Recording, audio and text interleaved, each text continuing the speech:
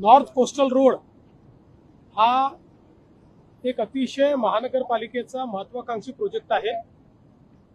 यामुळे संपूर्ण western expressway हा डिकंजेस्ट होणार आहे। आपल्याला कल्पना आहे की यापूर्वीच आपण वरळी बांद्रा काम पूर्ण झालेलं आहे आणि आता बांद्रा वर्सोव्याचं काम देखील वेगानं होत आहे। त्याच्या पुढचा हा भाग आहे की जो पलीकडे दहिसर आणि भाईंदर पर्यंत जाईल, इकडे मड पर्यंत जाईल आणि एकूणच मुंबईच्या ट्रॅफिकपैकी 60% जो ट्रॅफिक आहे हा वेस्टर्न एक्सप्रेसवेवर त्या ठिकाणी जात असतो। आपण मेट्रोचं नेटवर्क केल्यामुळे त्याच्यामध्ये काही कमतरता निश्चितपणे आलेली आहे, पुढे येणार आहे।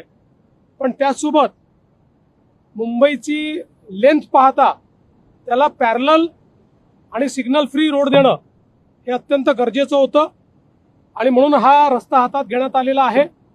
आता आपण ज्या ठिकाणी उभे आहोत हा बांद्रा वर्सोवा आणि वर्सोव्यापासून भाईंदर असा जे दोन रस्ते आहेत, या दोन रस्त्यांचा मिलाप या ठिकाणी होणार आहे। आपण पाहू शकतो हे सगळं मोठं काम आपल्याला जे दिसतंय या ठिकाणी बांद्रा वर्सोवा जी सी लिंक आहे त्या सी लिंकचं आता जिथे ट्रॅफिक इव्हॅक्युएट आपण करणार आहोत तो सगळा भाग आहे। इथेच हा दुसरा रस्ता देखील त्याला येऊन जुळतोय, हा पलीकडे मग भाईंदर पर्यंत जाईल आणि मला असं वाटतं की आता अत्यंत वेग या सगळ्या कामाने घेतलेला आहे। आपण पाहू शकतो किती डिफिकल्ट काम आहे। आता आपण जर इथे लाटांची परिस्थिती बघितली, अशा लाटांमध्ये काम करणं अत्यंत कठीण आहे, पण तरी देखील वेगानं काम होतंय। सातत्याने त्याच्यातल्या ज्या अडचणी आहेत त्या आपण दूर केलेल्या आहेत। वेगवेगळ्या कोर्ट केसेस झाल्या त्या आपण जिंकलेलो आहोत, परमिशन्स वेगवेगळ्या घ्यायच्या होत्या त्या आपण मिळवलेल्या आहेत आणि आता हे काम वेगाने होईल आणि पुढच्या काळामध्ये मला असं वाटतं की 2-3 महिन्यामध्ये मॉन्सून संपल्यानंतर अत्यंत वेगानं हे काम होईल।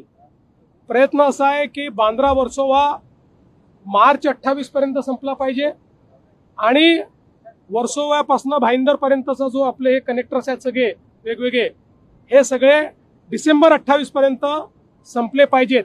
त्या दृष्टीनं हे सगळं काम चाललेलं आहे।